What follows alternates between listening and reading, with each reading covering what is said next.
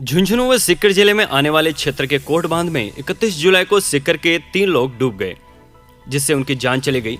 अगर मौके पर सीकर पुलिस भी तैनात रहती तो 3 लोगों की जान बच सकती थी। कोट बांध में डूबने से कई लोगों ने अपनी जान गंवा दी है। कोट बांध में डूबने से लोगों के जीवन को बचाने के लिए कोट बांध में नहाने पर झुंझुनू के प्रशासन ने प्रतिबंध लगा रखा है।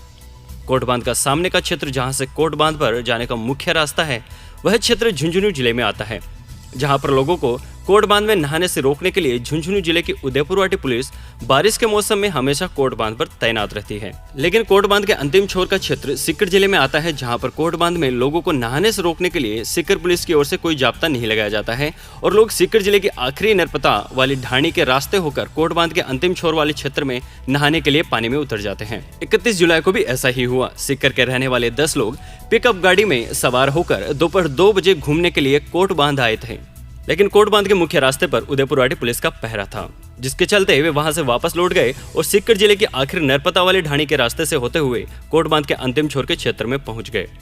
कोट बांध का अंतिम छोर पहाड़ी क्षेत्र में होने से वहां कोई आवाजाही नहीं है। पिकअप में एक साथ आए सभी 10 लोग वहां बैठ गए। इस दौरान 10 में से 6 लोग नहाने के लिए पानी में उतरे, जिसमें 3 लोगों को डूबने का डर लगने से वे वापस पानी से बाहर आ गए। लेकिन आदर्श कॉलोनी सीकर निवासी विशाल शर्मा, हंसराज चौधरी, चैनपुरा पिपराली सीकर निवासी सोहनलाल वर्मा एक दूसरे के हाथ पकड़कर पानी में बीच में पहुंच गए। इस दौरान तीनों लोग पानी में डूबने लगे और बचाने के लिए हाथों से अपने साथियों की तरफ इशारा किया, लेकिन उनके किसी भी साथी को तैरना नहीं आने से उनको डूबने से बचा नहीं पाए।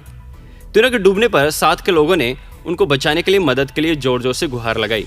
बचाओ बचाओ की आवाज सुनकर कोट बांध के मुख्य रास्ते पर तैनात तैराक रतन गुर्जर के साथ उदयपुरवाटी पुलिस का एक जवान पहाड़ियों से भागते हुए मौके पर पहुंचे, लेकिन तब तक देर हो चुकी थी।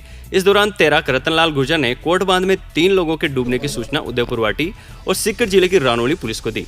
सूचना के बाद उदयपुरवाटी सीआई भंवरलाल कुमावत मौके पर पहुंचे। इस दौरान रानोली थाने का एक पुलिसकर्मी जो कि शाकंभरी माता के मंदिर में तैनात है, वह भी मौके पर पहुंचा। डूबने वालों को निकालने से पहले यह तय नहीं हुआ था कि कोट बांध का यह क्षेत्र सीकर जिले का है या फिर झुंझुनू जिले का, लेकिन उदयपुरवाटी सीआई भंवरलाल कुमावत ने कहा कि क्षेत्र किसका भी हो ये बाद में तय कर लेंगे, लेकिन पहले डूबने वालों को बाहर निकाला जाना चाहिए। मौके पर मौजूद तैराक रतनलाल गुर्जर सीआई भंवरलाल कुमावत के निर्देश पर बांध के पानी में उतरा और डूबने वालों की तलाशी शुरू की। इस दौरान दूसरा तैराक कानाराम गुर्जर भी अपने संसाधनों के साथ मौके पर पहुंचा और डूबने वाले लोगों की तलाश में बांध के पानी में उतरा। 1 घंटे की मशक्कत के बाद डूबने वालों को बाहर निकाला गया। इस दौरान मौके पर उदयपुरवाटी एसडीएम राम सिंह राजावत पटवारी नेमीचंद के साथ मौके पर पहुंचे, जहां पर कुछ देर के लिए घटना वाला क्षेत्र झुंझुनू जिले का है या सीकर जिले का है, इसको लेकर देर चर्चा हुई। लेकिन बाद में सीआई भंवरलाल कुमावत ने कहा कि जब डूबने वालों को हमने निकाल लिया तो पोस्टमार्टम भी करवा देंगे।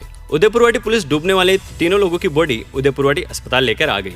इधर घटना के बाद लोग इसे सीकर पुलिस की लापरवाही मान रहे हैं। झुंझुनू पुलिस कोट बांध के अपने क्षेत्र में लोगों को कोट बांध में नहाने से रोकने के लिए पुलिस जाब्ता लगाती है, लेकिन कोट बांध के सीकर जिले के क्षेत्र में सीकर पुलिस लोगों को कोट बांध में नहाने से रोकने के लिए कभी पुलिस जाब्ता नहीं लगाती। अगर सीकर पुलिस भी अपनी ओर से कोट बांध के अपने क्षेत्र में पुलिस जाब्ता लगाती तो डूबने वाले लोग बांध में नहाने के लिए नहीं उतरते और डूबने वाले लोगों की जान बच सकती थी।